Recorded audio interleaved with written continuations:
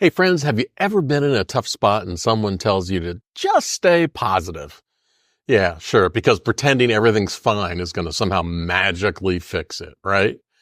Okay, but hear me out.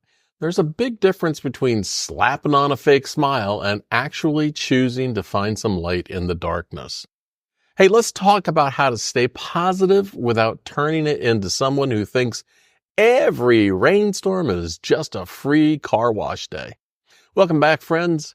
If you're new here, welcome aboard. I'm Steve, a retired search and rescue pilot, call sign Fire Demon, because, let's face it, mild-mannered Steve just doesn't seem to have the same ring to it.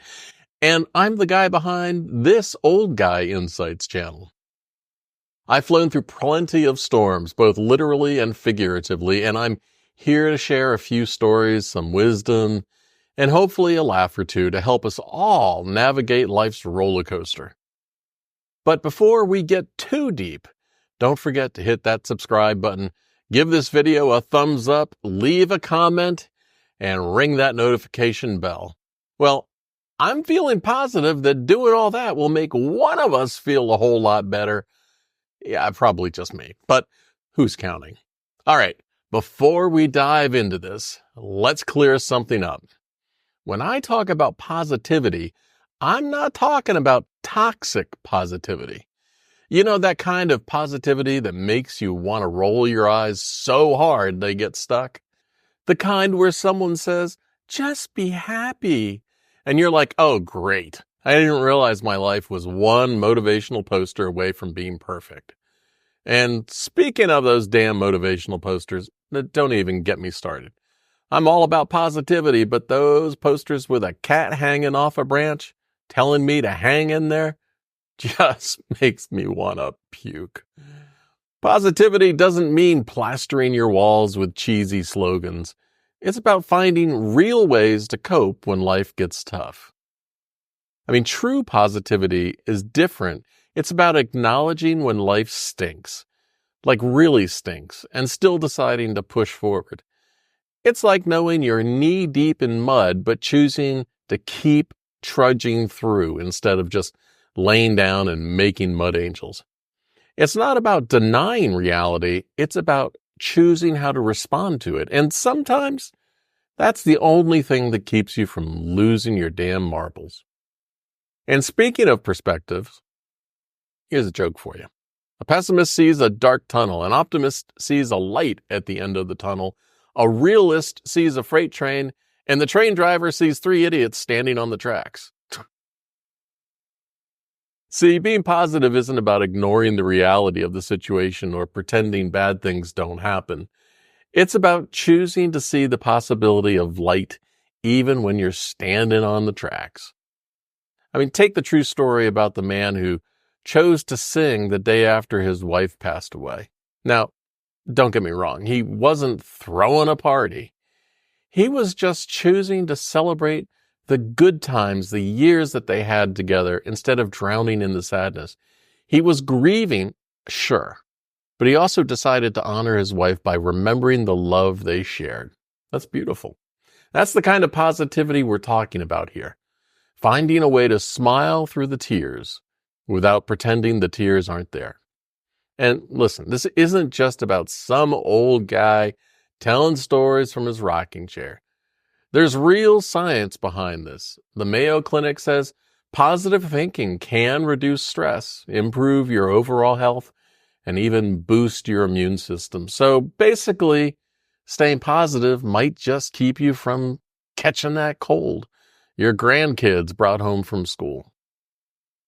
And a study from the Journal of the American Medical Association found that people with a positive outlook were more likely to have better heart health. So your heart literally loves it when you're not being a grump all the time. No.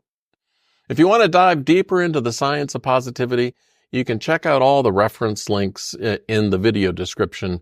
I put them all there so you can do your own research, read the articles, and explore the research yourself. Here's the deal. Tackling life is a lot like planning a tough rescue flight. Picture this. You're flying into a bad situation. Now you can approach it with an attitude of, oh man, everything is hopeless and I've got no chance. But let's be real. What good is that going to do? You're still in a mess, but now you're stressed, scared, and probably about to make some really dumbass decisions. Or you could say, all right, it's rough, but let's do the best we can. Let's stay focused, keep calm, and be positive that we're going to get through this and learn from this mess. That actually happened to me once before I was instrument rated in the cockpit. I made a stupid mistake and ran into an unexpected wall of rain. The sky went dark and I couldn't see a thing. If I had allowed myself to get distracted and start just beating myself up for getting into this stupid situation and allowed myself to lose my cool, I could have easily gone down and become a statistic. But while the sound of the rain on the airplane was deafening, I thought about, what's the first thing I need to do? Well, I need to keep the airplane level. And then what's the next thing? I need to keep the airplane flying straight. And then the next thing. It felt like forever, but it was probably only 3 minutes or so. And I broke out the backside of that summer afternoon rainstorm into clear blue skies with 50-mile visibility. And let's not forget, positivity isn't about ignoring the storm. It's about steering through it with hope. It's about saying, okay, this is tough, but what can I do to overcome this? Instead of, well, I guess there's no hope and I'm just doomed. There's plenty of time to feel negative when you're dead. I'm positive about that. Now, if you've never really tried being positive before, here's an unusual trick. Play the what if game, but with a twist. Instead of imagining all the terrible things that could happen, like what if everything goes wrong, or what if I fail miserably? Start asking yourself, what if things actually go right? Or what if I'm stronger than I think? And my dad was not an optimistic thinker. I was always teasing him that his glass wasn't half full. It was empty, dirty, and broken. And my dad was the kind of guy that wound up waking up in the middle of the night worried that he didn't have anything to worry about. God, I sure miss him. It's not about pretending everything's perfect. It's about challenging your brain to see the positive possibilities. When you start asking, what if something good comes out of this? Well, now you're training yourself to focus on the potential for a positive outcome. It's like giving your brain a new pair of glasses that helps you see the opportunities hidden in your challenges. My approach to each day is pretty simple. As long as I'm not on fire, it's a good day. I mean, seriously, I've been through some tough times, enough to know that if I can get through this day without anything literally going up in flames, then I'm doing perfectly all right. It's all about perspective, friends. And if you do catch fire, well, that's why we have stop, drop, and roll, right? Let me admit to something I could do better in my life, and let me know in the comments if this kind of sounds familiar to you. I have little patience for people who think the only solution is the woe is me approach, or believe that everyone is against them. I mean, screw that. Let's use our thinking and brains to be positive and pick ourselves up instead of accepting we are failures, helpless, and victims of life. Now, what about those people who push toxic positivity on you? The ones who act like you've committed a crime if you say you're having a bad day. Well, next time someone tells you to just look on the bright side, when you're clearly having a rough go, feel free to tell them, well, bless your heart. For those of us who live in the South, we know that expression can have two different meanings. It's okay to set boundaries and let people know you're dealing with your stuff in your own way. When times get tough, don't think like a victim. Hey, you got more power over your situation than you realize. Sure, you might feel like you're crawling through life some days, but as long as you're moving, you're making progress. It's like I always say, keep moving forward, even if you're just dragging yourself with one arm. And hey, it beats sitting still and feeling sorry for yourself.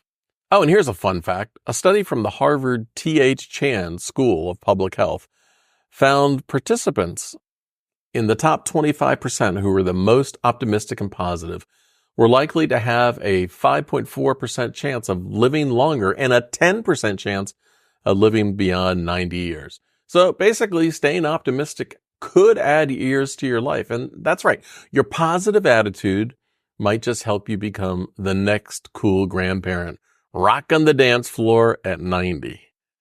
And look, I'm not saying life is always a barrel of laughs. It's not.